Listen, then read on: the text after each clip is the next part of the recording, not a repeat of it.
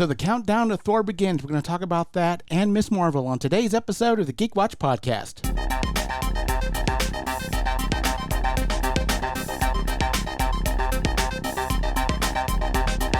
This is the Geek Watch Podcast with Brian Hatcher and Mandy Petrie.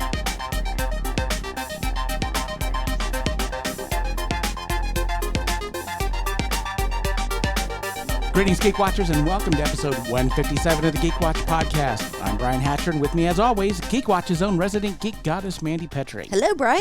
So, plenty to talk about today, but before we get started, of course, we do have to do the in memoriam today because yesterday James Caan passed away. Yeah.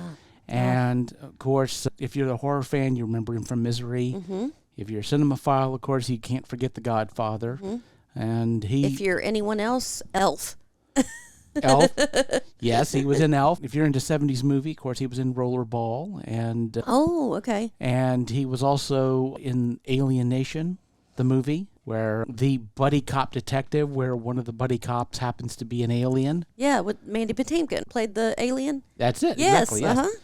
So they saltwater was like acid to them. Right. Yeah. And I remember that eventually it did get made into a TV show that ran a couple of seasons. I remember that being on Fox Network. But yeah, it's definitely a shame. But certainly his contributions to geek culture and just movies in general, of course, we'll definitely remember him for that. But today we got to talk about Thor because even as we speak, there are people in theaters right now watching it. Oh, okay. Because they started showing it today, and I had considered maybe catching an earlier showing of it, but I was like, there's no need to really rush it. And also, I think the earliest was going to be like 3 o'clock, and I'm like, oh, that's pushing it. And I didn't want to say, well, hey, rush home and tell you, hey, can you hang out for 30 minutes while I finish watching this movie? I got all weekend. Hey, with the way traffic's been in Charleston, I wouldn't doubt that it would have taken me 30 minutes to It'd probably take you that there. long to try to circumnavigate everything. But I am definitely going to try to catch it this weekend. Now, I know you don't tend to really feel like you have to rush out and see something. It's going to be so crowded that first day. And so, I usually wait maybe a few days to a week before I'll see something. Oh, yeah. So you might get a chance to see it before next week's show. And if you do, we'll talk about it. We might go a little spoilery, but if you don't get a chance to catch it, we'll just talk generally about it. But I have enjoyed a Thor adjacent story. Have you heard this? About Taika Waititi? Taika Waititi, I've heard a couple of things about him. But, he's going to be directing a Star Wars film. Yes. Have you heard this story? I've heard the fact that he's run into some issues with doing the Star Wars story because he's still working on a script, but he said there is so much material out on Star Wars, he feels like it's going to be difficult to please all the fans because there's just so much to know that it's I'm going to miss something. Yeah. He said, I feel like I'm going to miss something. Well, he did miss a big thing, and I'm surprised you haven't heard about this yet. He said to Natalie Portman, he said, hey, I'm going to direct a Star Wars film. Did you ever want to be in a Star Wars film? And she said, I was in the Star Wars films. 3 of them, as a matter of fact. Yeah, that might have been something we should check out. So that has been quite the hilarity about the internet today. Oh, it's like, oh yeah, it's possible. I may have actually might have been Star Wars adjacent for just a minute. Oh, yeah. That's something maybe he should have researched a little bit, but I can understand. That was some time ago. So the 90s, yeah. It's a possibility if he had forgotten about that or was unaware of the 2 raps that she did on SNL that talk about Star Wars. She was on Star Wars. And Harvard, and yes. And exactly. Yeah, that's hilarious. It was quite. It reminded me of the story of Sir Patrick Stewart asking Sting how he carried around his large, upright bass violin, and so or cello, maybe he said cello, I can't remember, but it's so belovingly ignorant, and we love him all the more for it. Oh yeah, we know eventually he will get around to Star Wars, and hopefully he'll be able. He says he's still trying to figure out a good story idea for it, and trust him. I'm here for it. He said that somebody online had suggested that he should do a movie about Chewbacca's grandmother, and he was considering that. Okay. It's like Chewbacca. I don't know how. Obviously, this is Taika Waititi, so I'm not sure how serious he's going to take that. But it's like no one's really said anything about. They made 2 movies about the Ewoks, so why not? Yeah, there you go. Why not? Why not? Exactly. Plus, I guess they didn't cover the grandmother. I think they did the grandfather showed up in the Christmas special. So there's no telling. Whatever Taika Waititi decides to do with Star Wars, I'm definitely going to check out. But again, in the meantime, we get Thor this weekend, and I am going to try to catch it this weekend sometime, probably, and maybe sometime during the day where I can avoid some bit of crowd. Although movies have always been, seeing it at a packed theater has always been like the optimum way of watching a movie, but post-COVID, Yeah, post-pan, it's different. I don't mind sitting in a theater by myself and watching it. Yeah. That'll be perfectly fine. But we'll definitely check that out. But in the meantime, of course, there's been some stuff on television, which you've been keeping up with Stranger Things, and I keep seeing a bunch of memes, which I completely don't understand because I haven't been watching it. Yeah. Now, this is where I'm a little bit confused. Maybe you can explain this to me, but I thought that this season was going to be the last season of Stranger Things, and I keep hearing that there's going to be another season. One more. There is going to be another season. Yeah, the Okay. wrap up. Yes, one more. Okay, but my understanding is the episodes are going to be shorter than the ones that we're having this season. It could be, because for most of the season it was regular runtime, and then for the last episode they did an extra long episode for a season finale. And so if they do it that way, it's a bit more movie length, which is either way is fine. But I'm not sure about what model they're going to use for season 5. But this is definitely going to be they've led up right to this, and we got this great cliffhanger that's going to bring it all together, and it's really exciting. Now, you've been caught up with The Boys, too. You've been watching The Boys, which, again, this is, I need to get caught up on as well. Of course, the hero-gasm meme is all over the place, and although I have not seen the live-action version of this, of course, I'm familiar with the comic book. Okay. And so I have a general idea what's going on. I'm not familiar what it was like in the comic books. I just read about it and stuff, but it wasn't as extreme as I thought it was going to. Not nearly as much nudity as I thought it was going to have. It was still pretty shocking. I don't even know if I could say shocking, because the episode 1 of this season was just as shocking as shocking is a relative term. Yeah, it was. I feel it was on par with the rest of The Boys as far as hero-gasm goes. It went right along with it. Wasn't anything unexpected. It's something that you can't expect when watching The Boys as a whole. Yeah, when you see it, you're like, this is shocking, but it's not surprising. Right, yeah. Would you say that? Yeah, it's kind of like watching Game of Thrones, and after you watch The Red Wedding, and then you watch the rest of the battles, this just goes along right with it. If someone dies here, that just goes right along with it. Completely get it. Yeah, that's what hero-gasm was. We did get to see a little more, I guess, superpower based. Oh, what is a good word for it? There are a lot of good words. There's Which a lot one of do good you feel, words. which one that you're comfortable saying? I guess it's just you have to use your imagination for that. All the things that you would imagine superheroes do in those panels that you don't see. Okay, I wondered what Aquaman would do in between books, what did the Wonder Twins get up to? We talked about that one when they did the comic, and they talked about how their race got down. Yep. And so, now you get to see that. And yep. So that's pretty much what you're seeing is all that dirty superhero fan fiction. You get to see it. So yeah, I did see a snippet of an interview, a video, and I forget what the actress's name is who plays Starlight, but she was on the set, and there was a bottle that she thought was hand sanitizer. Oh. Like, no, that's lube. Wow.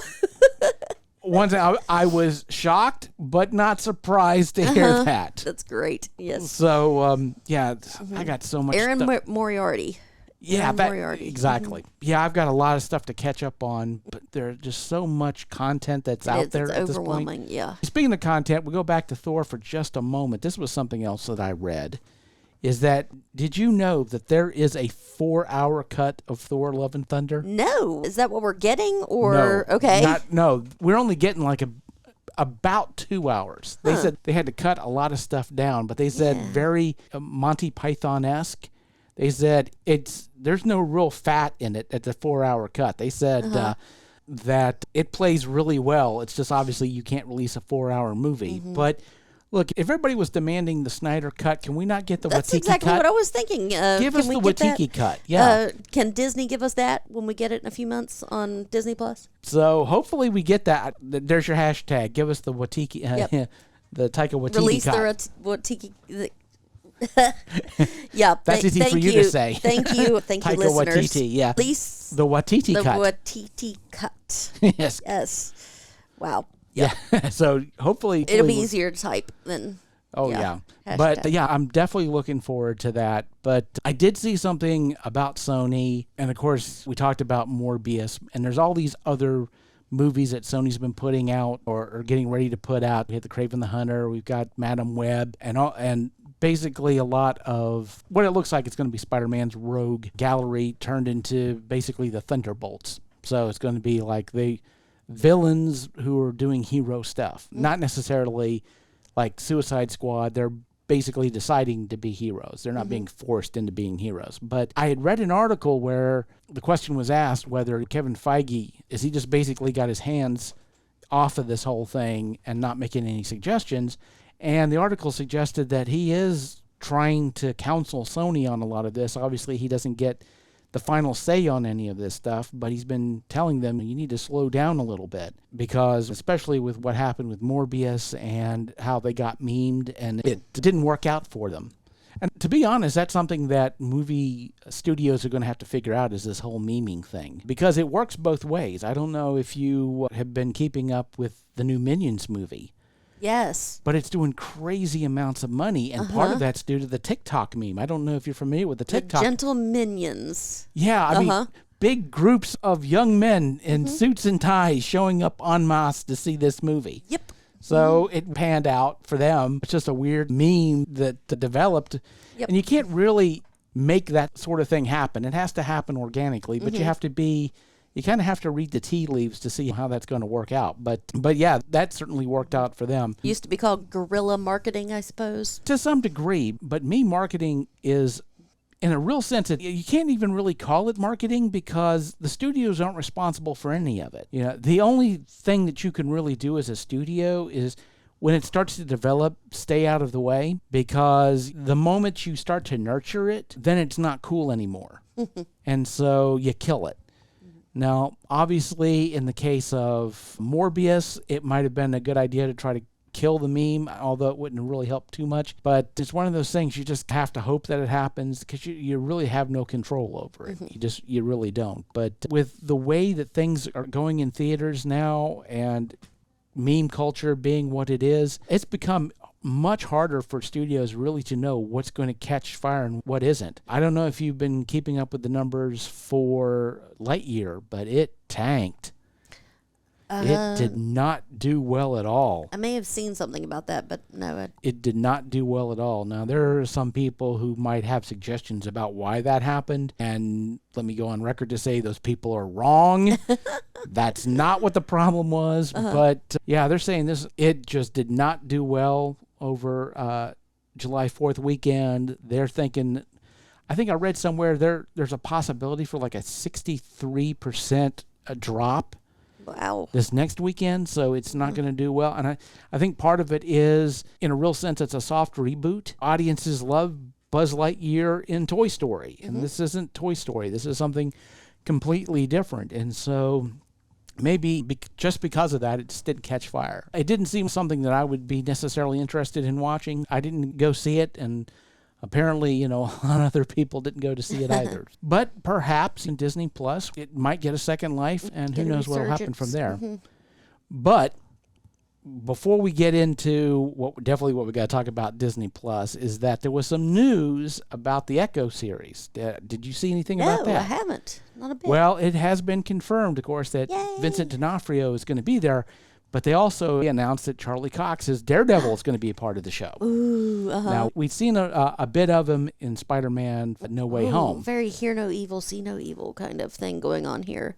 Yeah. Yeah. So Gonna have Echo and Daredevil on there. yeah, that's the other thing too, is that, and I think I might have mentioned this in the podcast before, was in the comics they had a relationship. So I don't know if they're gonna do that in the show. But I guess we'll see. But definitely they're trying to bring some of the Netflix characters in, and that makes me excited. Mm-hmm. But speaking of Marvel Plus, let's talk about this week's episode of Miss Marvel, the penultimate episode. So what did you think? Oh, this was, man, wasn't this the chick flick of Miss Marvel?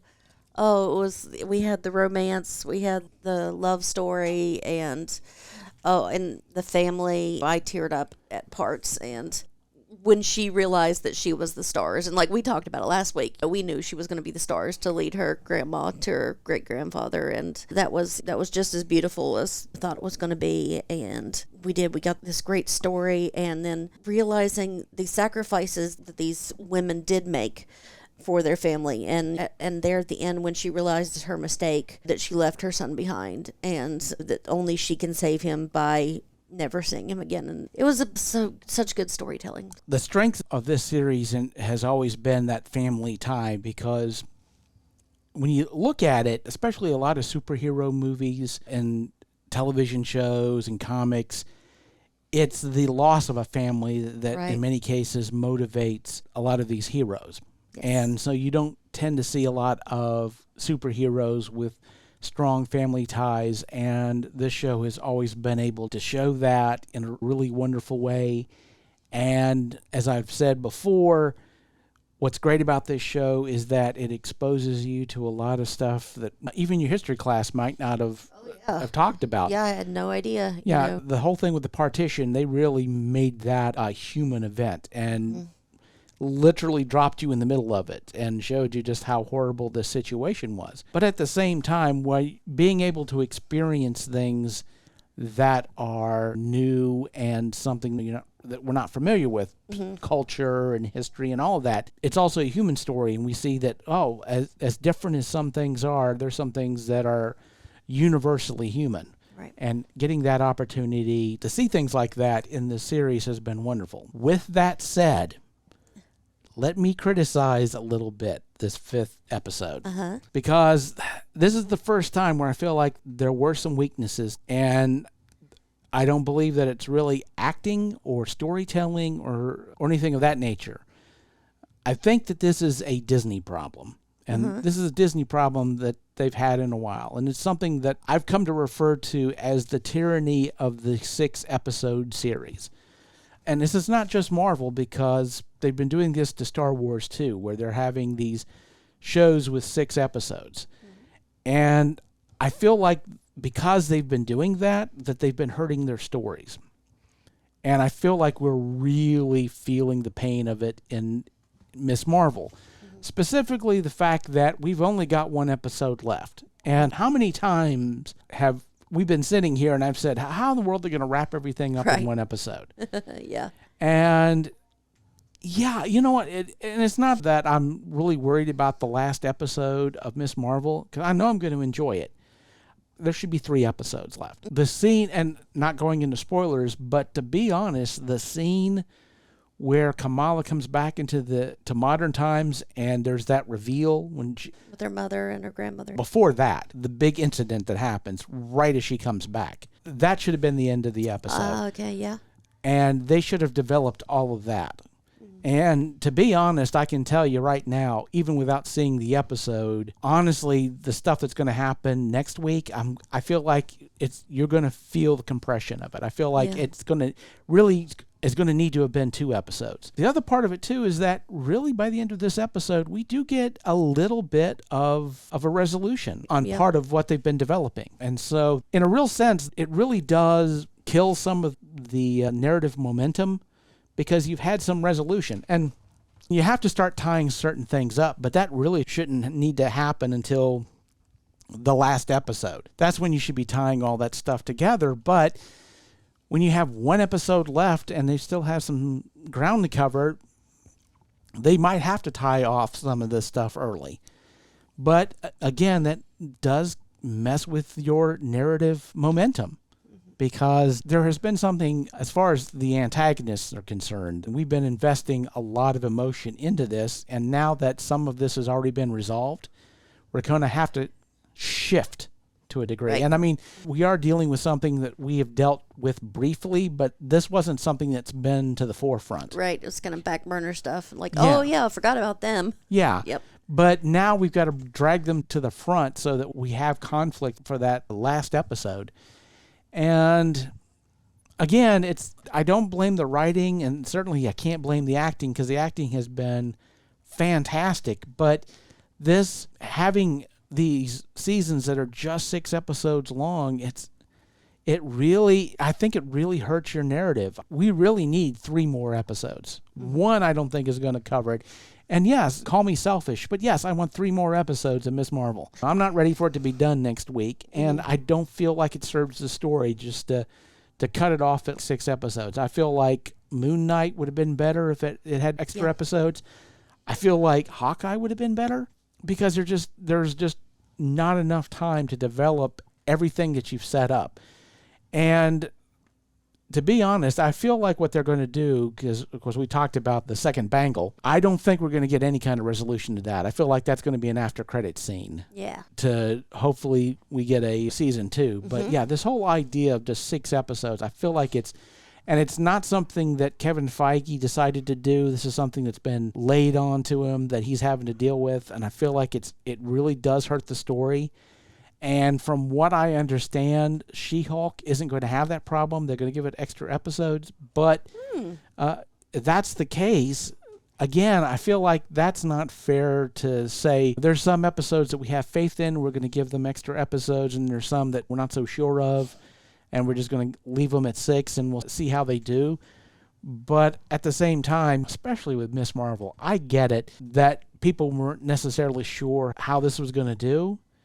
And there's still questions about how popular it is, but commit to the story and give it enough time to breathe. If you want to make it a movie, fine, make it a movie. If you want to make it a TV show and give it room to develop a story, then give it the room it needs. And also, because of the fact that you've got this 6-episode template, you know what episode 5 is going to be. That's where we get the heartbreak. It's, you're going to cry in episode 5. Trust me. That's because that's the beat. But then, again, with that pattern, you know what's going to happen episode 5. And I just feel like I would hope that they would, going forward with these TV shows, give them room. Have some faith in these shows.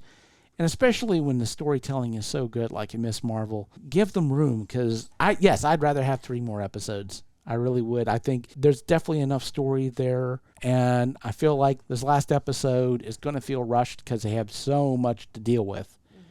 But not to say I'm not going to enjoy it, because I definitely am. But I just want more. And I feel like we all are entitled to it. And hopefully if Miss Marvel gets a season 2, it'll get a season with enough episodes to tell the story that they can tell and that we deserve to hear. And we shall see. And with that said, we come to the end of episode 157.